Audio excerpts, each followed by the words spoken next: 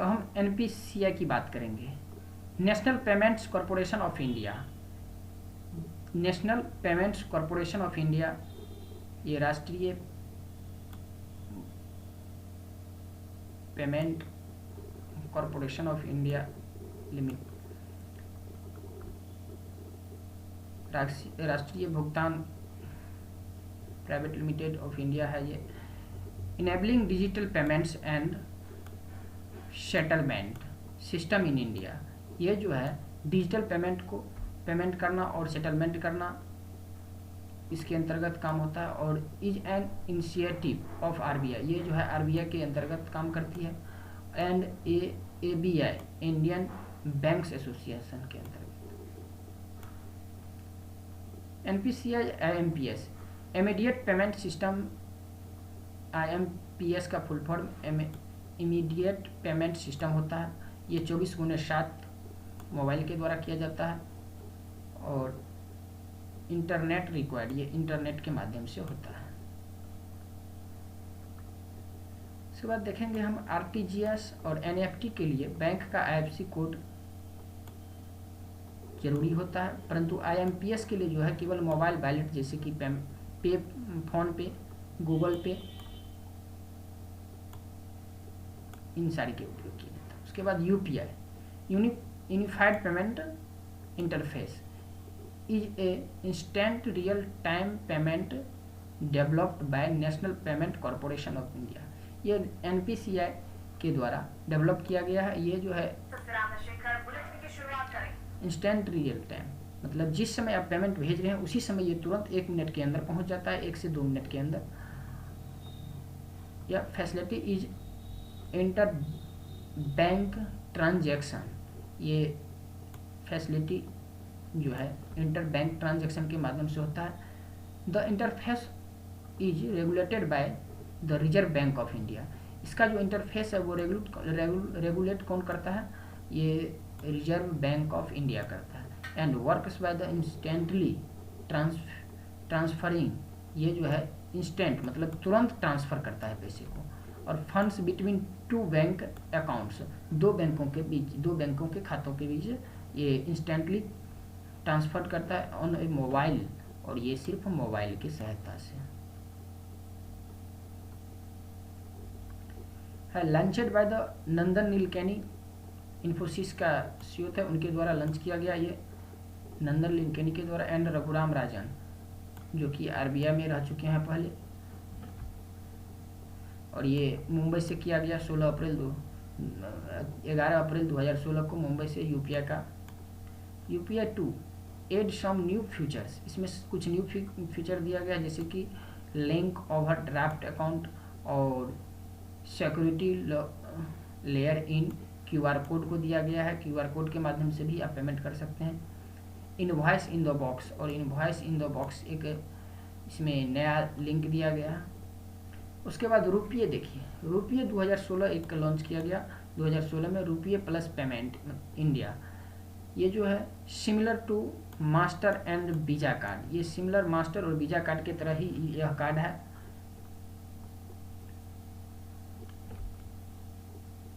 और इसका लॉन्च जो किया गया वो national payment corporation of India ने किया है और 26 मार्च 2012 को किया था।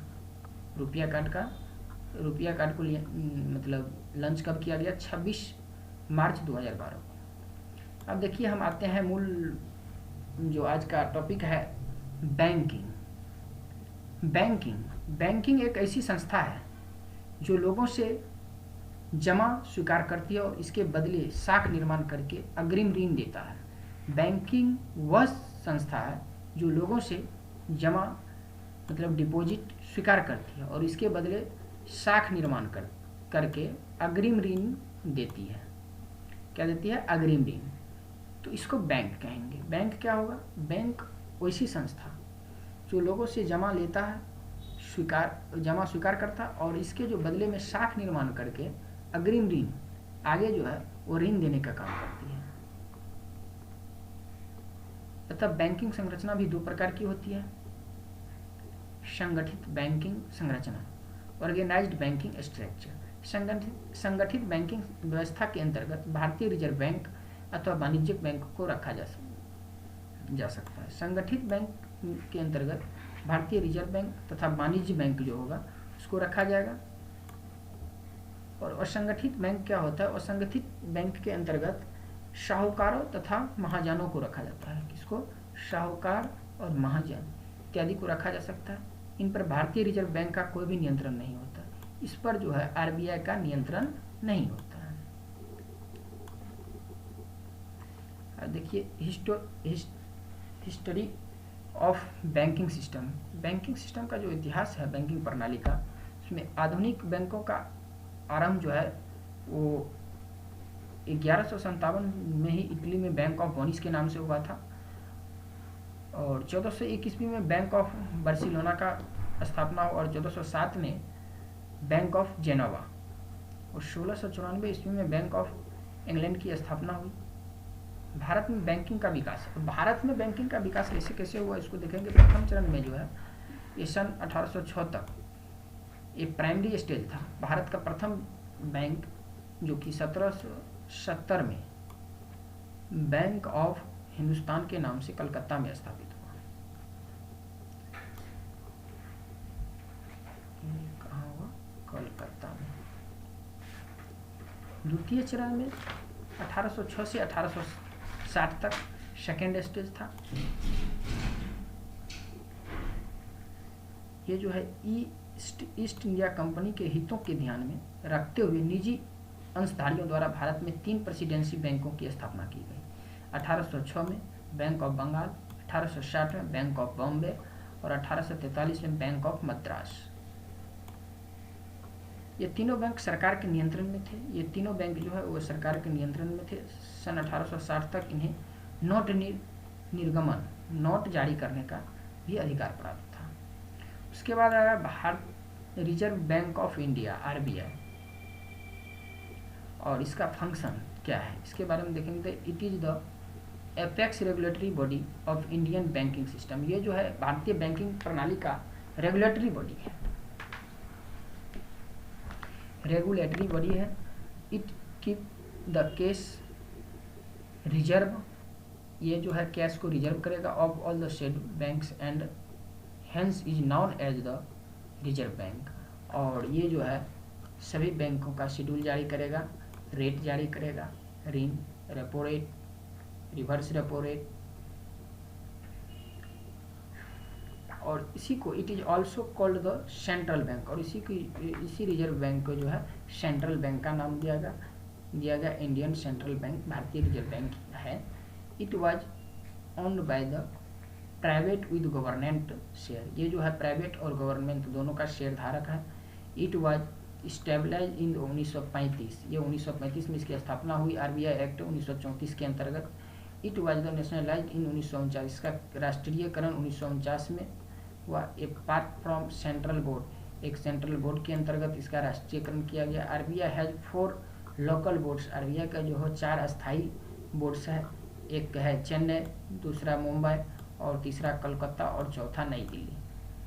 ये जो है 1 अप्रैल 1935 को 5 करोड़ रुपए की अधिकृत पूंजी के साथ स्थापना हुआ इसका आरबीआई का।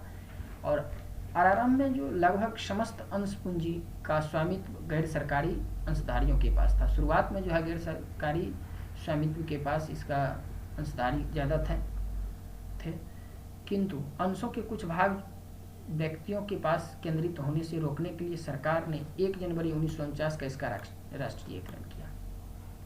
सरकार जो है 1 जनवरी 1949 का इसका राष्ट्रीयकरण किया, क्योंकि किसी खास व्यक्ति के पास पूंजी ना जमा हो, इसके चलते।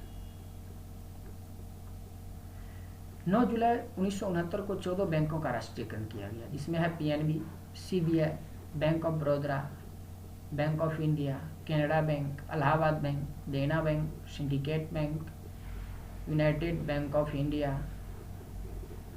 Indian overseas bank, union bank, यूनाइटेड कमर्शियल बैंक और Indian bank, bank of Maharashtra. पुनः अप्रैल 1980 में 6 बैंकों का राष्ट्रीयकरण किया गया, जिसमें वाणिज्यिक बैंक का राष्ट्रीयकरण किया गया। इसमें आंध्रा बैंक था, कॉरपोरेशन बैंक था, पंजाब एंड सिंध बैंक हुआ, ओरिएंटल बैंक ऑफ कॉमर्स था, Vijaya bank, new bank of India. RBI में एक गवर्नर होता है, वर्तमान में गवर्नर शक्तिकांत दास जी हैं, और 4 डिप्टी गवर्नर होते हैं। वर्तमान 4 डिप्टी गवर्नर NS विश्वनाथन है पहला, दूसरा BP कानूंगो, तीसरा महेश कुमार जैन और चौथा MD पत्रा है। केंद्रीय बोर्ड के अतिरिक्त 4 जो है सो स्थानीय बोर्ड भी है, वो तो हम बता ही दिए हैं।